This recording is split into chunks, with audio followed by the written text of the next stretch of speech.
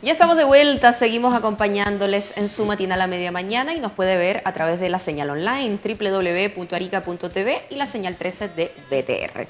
Saludamos inmediatamente a Cristóbal Gutiérrez, él es médico internista del Hospital Regional y te damos la bienvenida, Cristóbal, porque nos traes un tema muy importante que es la diabetes. Así que desde ya agradecerte por estar con nosotros. Muchas gracias por la invitación. Vamos a estar hablando entonces de la diabetes, definirla. A estas alturas ya todos sabemos, pero es importante siempre agregar esos datos y cómo se clasifica la diabetes.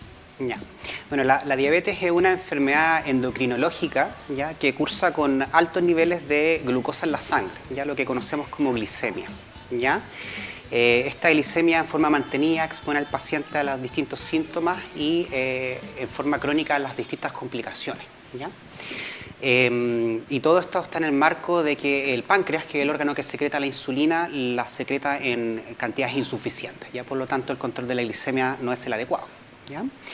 Tradicionalmente reconocemos la diabetes tipo 1 en comparación a la tipo 2, ¿ya? Pero también hay otros tipos más frecuentes, ¿ya? Por ejemplo, la diabetes gestacional, que afecta a las embarazadas, ¿ya?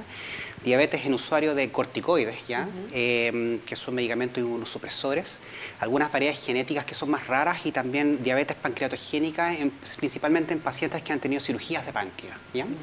Ahí también se podría presentar. En relación a lo que nos mencionas, que es la diabetes gestacional, ¿esta se puede revertir? En general cursa en el embarazo con aumento de la resistencia a la insulina y puede desarrollar una diabetes en el embarazo. Muchas veces después del parto esos niveles pueden volver a la normalidad, pero hay algunos casos en los cuales se puede desarrollar una diabetes tipo 2 a largo plazo de todas formas. Y ahora nos queremos justamente quedar con eso, con las quizás las más frecuentes o la que más vemos, que es la diabetes tipo 1 y tipo 2. Y si nos puedes conversar, ¿cuáles son las principales diferencias? Ya, se diferencian en cuanto a la causa. ¿Ya? La diabetes tipo 2 está marcada en lo que denominamos el síndrome metabólico, ¿ya? Que es una enfermedad en la cual se acumula tejido graso, ¿ya? Dentro del abdomen y principalmente en las vísceras, por ejemplo el hígado. ¿Ya? Esta acumulación de grasa es tóxica, ¿ya? Se asocia a inflamación, a aumento de la resistencia a la insulina y eso va a determinar un alza en la glicemia. ¿Ya? Esa hiperglicemia mantenida resulta tóxica para el mismo páncreas, ¿ya? Por lo tanto, va disminuyendo progresivamente la cantidad de insulina y ahí uno ya puede presentar propiamente una diabetes, ¿ya? Por otra parte, la diabetes tipo 1 es de una causa autoinmune, ¿ya? Esto quiere decir que son anticuerpos propios del cuerpo que van a atacar el páncreas y van a disminuir estas células que producen la insulina y van a determinar también en el plazo probablemente de algunos años una diabetes. Perfecto, eso serían como las principales diferencias. Ahora, Cristóbal, coméntanos un poco cuáles son los principales síntomas o qué comenzamos a percibir en nuestro día a día que quizás nos hace como sospechar que podría estar con diabetes. Mira, en etapas iniciales la enfermedad puede ser completamente asintomática o tener síntomas muy inespecíficos, por ejemplo, fatigabilidad, ¿ya? En una segunda instancia va a ser solamente diagnosticado probablemente por alteración de los exámenes de sangre, ya por ejemplo la glicemia de ayuno. ¿Ya? Ya cuando está más avanzada esta enfermedad, ya vamos a presentar lo que se llama un síndrome diabético agudo, ya que presenta como síntomas característicos baja de peso acelerada, aumento del apetito y orina y sed excesivas, ¿ya? El extremo de este síndrome diabético agudo ya son las crisis hiperglicémicas agudas, ¿ya? Que pueden cursar con una cetocidosis o un síndrome hiperosmolar, que es lo que se conoce comúnmente como el coma diabético, ¿ya?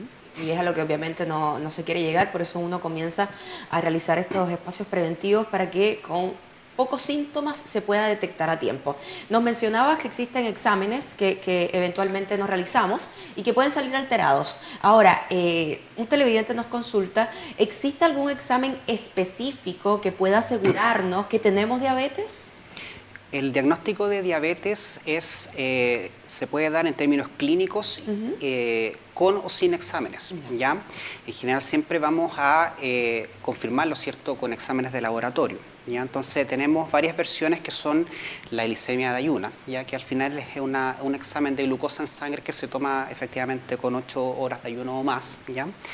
que se puede alterar, ¿cierto? Y ahí uno determina que es una glicemia de ayuno alterada. ¿Ya? No es propiamente una diabetes, ¿ya? Pero podría corresponder, por ejemplo, a una prediabetes, ¿ya? Cuando la alteración de esta glicemia de ayuno es persistente, uno puede especificar un poco este examen y hacer una prueba de tolerancia a la glucosa, ¿ya? Que es un examen en el cual al paciente se le toma su glicemia de ayuno y se toma además 2 horas después una glicemia después de haber ingerido una carga de azúcar, ya que principalmente es una especie de jarabe que tiene una cantidad estandarizada. Oye, terriblemente dulce, Claro. hay que mencionar. Ese jarabe trae una cantidad estandarizada de azúcares y está estandarizado los valores alterados después del examen. Entonces ahí uno podría clasificar al paciente como solo glicemia de ayuno alterada, que podría ser una prediabetes o intolerancia a la glucosa o eventualmente una diabetes. Entonces hay un continuo, ¿ya? Mientras más alterado está el examen, podemos diagnosticar todas esas modalidades. Lo que es la clasificación. Claro. Y por última instancia está el examen que conoce yo creo harta gente, que es la hemoglobina glicosilada, que ya hace algunos años se ocupa también como un estándar diagnóstico con un valor específico. Ya también se puede. Ahora yo quiero, Cristóbal, aprovechar tu visita para hablar un poco de quizás esos mitos o realidades en torno a la diabetes. Por ejemplo, yo he escuchado en varias oportunidades a personas que te dicen, no, si es que orinas y tiene harta espuma, síntoma de diabetes. O, por ejemplo, asociar sí o sí la obesidad a la diabetes, dejando un poco fuera a las personas un poquito más delgadas. Ahí quiero que nos ayudes un poco a justamente mencionar si esto es realidad, es mito, no necesariamente está ligado a una cosa. O sea, como le decía, con respecto a los síntomas, más que orina espumosa, en realidad es la cantidad de orina. Ya resulta que no está relacionado directamente si tengas espuma o no. No, yo creo que ahí quizás se confunde con otro espacio, ¿cierto? Que cuando ya la diabetes es de largo plazo, ¿cierto? Y empieza a afectar los riñones, efectivamente eso aumenta la cantidad de proteínas en la orina y eso podría percibirlo el paciente como aumento de la espuma, ¿ya? Pero en la etapa inicial, cuando hablamos de este síndrome diabético agudo, es más que nada la cantidad y va a ir con deshidratación. Entonces, efectivamente, el paciente va a tender a tomar mucha más agua. Entonces, lo que refieren es que están orinando mucho y que además tienen mucha sed, ¿ya? Asociado a una baja de peso y con harto apetito, ¿ya? Eso es como la triada, por decirlo así, de la diabetes que debuta de esa forma. Perfecto. ¿Cuáles serían o cuáles son las complicaciones más comunes en pacientes con diabetes? Ya, las complicaciones uno las divide en el agudo y en el crónico, ¿ya? Las agudas, como les comentaba, es parte de este síndrome diabético agudo, ¿ya? Que al final puede ser una cetosis diabética o un síndrome hiperosmolar hiperglicémico, que son patologías que pueden ser graves, en general requieren hospitalización, ¿cierto? Generalmente un paciente que o no tenía diabetes, ¿cierto? O su tratamiento no era el adecuado, por lo tanto tuvo esta complicación aguda, se hospitalizan y pueden ser cuadros de harta gravedad, ¿ya? El extremo, como le digo, la gente es lo que asocia al coma diabético, ¿ya? Pero lo que es más preocupante y es lo que genera la mayor carga de enfermedad y muerte en los pacientes son sus complicaciones crónicas, ¿ya?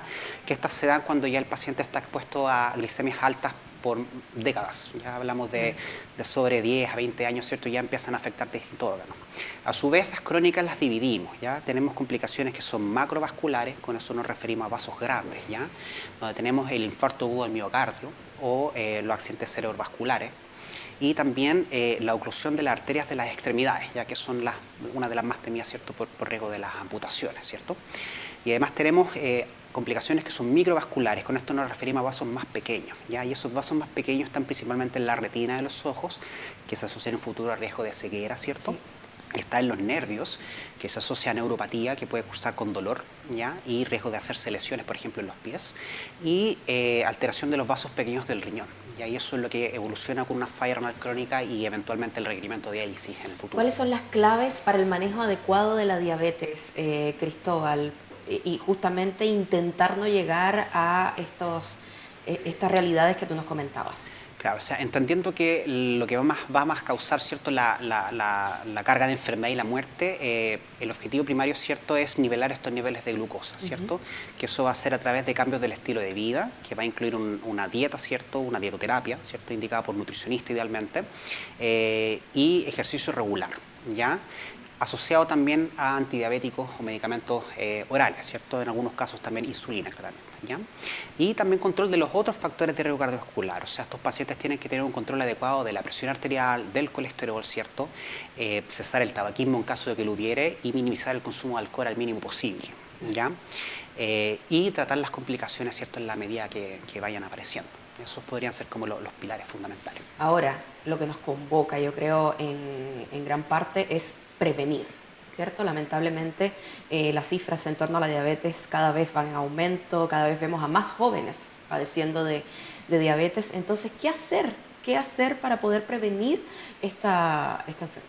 Claro, va asociado quizá un poco a lo que me comentabas tú del tema de la obesidad, ¿ya? Porque la forma más frecuente de diabetes efectivamente es la diabetes tipo 2, ya que si bien tiene una carga familiar, o sea, hay heredabilidad en esa enfermedad, ¿cierto? Es frecuente tener papá o mamás o hermanos con diabetes, ¿cierto? El proceso patológico inicia con este aumento de la grasa en las vísceras, ¿ya? Y eso generalmente va asociado a sobrepeso y obesidad, ¿ya? Entonces, ahí el primer punto para prevenir, ¿cierto?, es, como te decía, el estilo de vida saludable, que incluye dietas saludables, ¿cierto?, el ejercicio regular y controlar el sobrepeso obesidad, ¿ya? Eso es como para toda la población y es Claro, principalmente general. lo que va a prevenir probablemente diabetes, hipertensión, problemas de colesterol y al parecer todos los problemas que están relacionados con el riesgo cardiovascular, ¿ya?